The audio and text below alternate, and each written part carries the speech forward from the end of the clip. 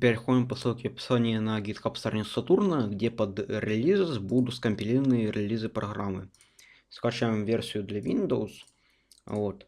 И у нас будет архив, содержимое которого мы куда-нибудь распаковываем. Не обязательно диск C, если что должен быть, можно в какое-нибудь другое место. Вот. Далее нам нужен американский ROM Mara 4.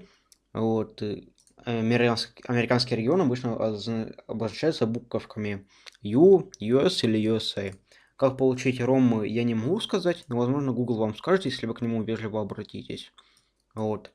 Далее нам нужно, чтобы ROM был в формате Z64. Вот.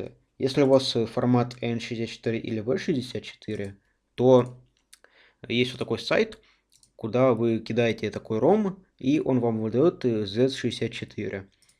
После этого вы копируете этот ROM в корневую папку Сатурна, то есть где вот экзешник этот находится, и переименуете ROM в sm64.z64, чтобы программа могла его найти.